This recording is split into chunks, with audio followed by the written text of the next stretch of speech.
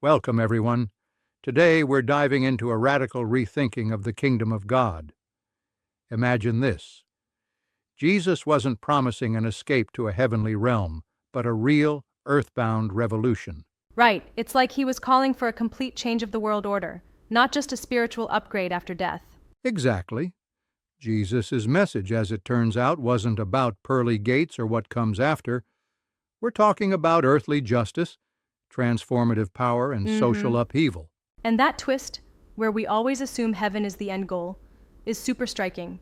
It's, almost like the idea got rebranded, right? Yes, indeed. Originally, the phrase Basileia to Theou meant a radical, real-world regime change, a revolution against established power, not some, distant fantasy waiting for when you die. Right.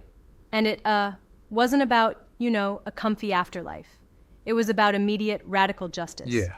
Picture this. Jesus came with a message that challenged empire itself. He stepped into synagogues, walked through slums, and declared, "The kingdom is at hand, immediate, here and now." It almost sounds like he was trying to, jar people awake from complacency. But then, the story took a twist with Rome's intervention, didn't it? Absolutely. Rome, with its vast empire, couldn't afford an insurrection, an upheaval that threatened its power. So instead of letting that militant message take hold, they, Right. co-opted it. So, what happened was a massive shift from a very, subversive call for justice to, well, a more passive promise of rewards after death. Precisely. The Apostle Paul was, in many ways, at the fulcrum of this change. He spun the vision away from earthly revolution towards a mystical, apocalyptic promise. That's an interesting pivot. But did that, dilute the urgency of what Jesus originally preached? Exactly. Jesus' call was urgent. A call to, Yup. immediate transformation. But when Paul reframed it, it became more about waiting for an afterlife redemption, a kind of deferred justice. And if we look at it historically, that shift conveniently aligned with, well, the interests of empire, making Christianity a tool for control rather than a revolutionary spark. Yes, that's the key here. The original message was a seismic political act. The hungry would eat, the poor would inherit, and the oppressors would, well, get toppled. But then it transformed into a comfort blanket, something that kept people in line, telling them to just be patient until rewards after death. Right. It became a system where in exchange for obedience and acceptance of injustice you were promised a heavenly reward. It's a, perfect mechanism for control. Pay your taxes, submit to authority, and wait for the celestial payback. Now, I do see that argument, but isn't it a bit too extreme to say that the original message was entirely lost or co-opted by empire? That's a fair point. One could argue that the evolution of the message was nuanced, Yeah. but the transformation is undeniably there, less about immediate earthly justice and more about a, remote promise of salvation. Exactly. And our modern churches tend to reflect this reinterpretation with alignments to wealth, state power, even militarism. Yes, it's like the original spark was, domesticated over time. The revolutionary fire became a controlled, institutionalized beacon. And thinkers like Dominic Crossan, Reza Aslan, and even N.T. Wright have noted that shift. They argue that Jesus was talking about taking back power, not retreating into a spiritual utopia. Exactly. That's what's so compelling. For instance, Reza Aslan pointed out that, Rome not only killed Jesus, but in a sense hijacked his message. And N.T. Wright emphasizes that Jesus was inviting people to see history as, actively shaped by divine intervention, not as merely passive recipients in a cosmic lottery after death. Yes, and it wasn't just about, preaching comfort. It was about shaking the foundations of the prevailing corrupt order. Right. It really forces us to ask, if the true kingdom of God is here on earth, what does that mean for us today? Ah, that's the million-dollar question, isn't it? It asks if we're content with, receiving a placid promise of reward later, or if we're prepared to, you know, make real changes here and now. Exactly.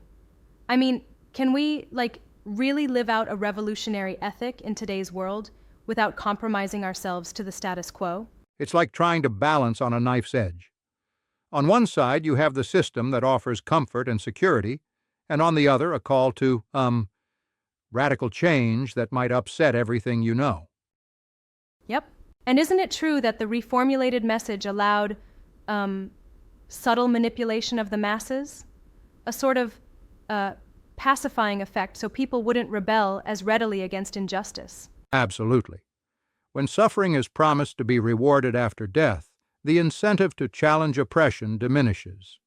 You get people who endure in silence, waiting for salvation that never really comes in their lifetimes.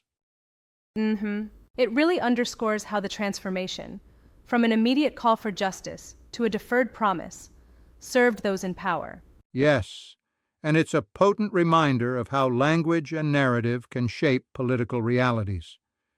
Jesus' parables were full of earthy imagery, mustard seeds, yeast, vineyards, all representing the transformation of the now, not some distant promise.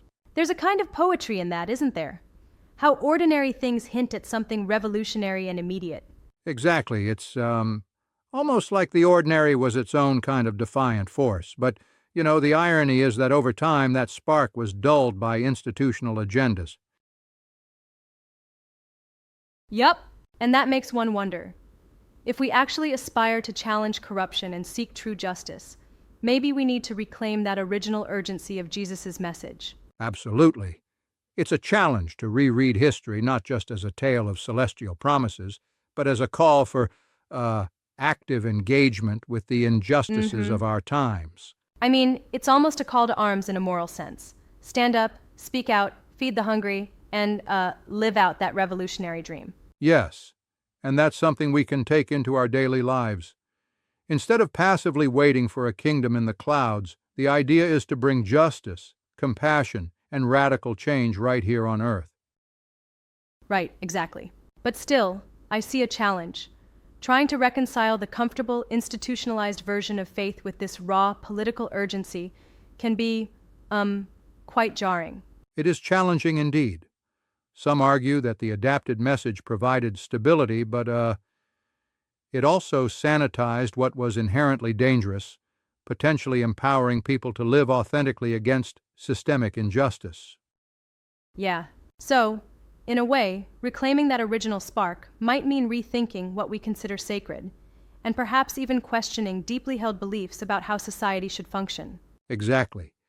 It's like we're invited to view faith as something dynamic and politically alive, not just a comfortable promise. And that, my friends, is a revolution worth pondering. Absolutely. It's been a fascinating journey through history and ideas. Thanks for this deep dive into the radical roots of the kingdom of God. Thank you for the great questions. Let's keep challenging the status quo and remember, the true kingdom is built here, now, with every act of justice we perform.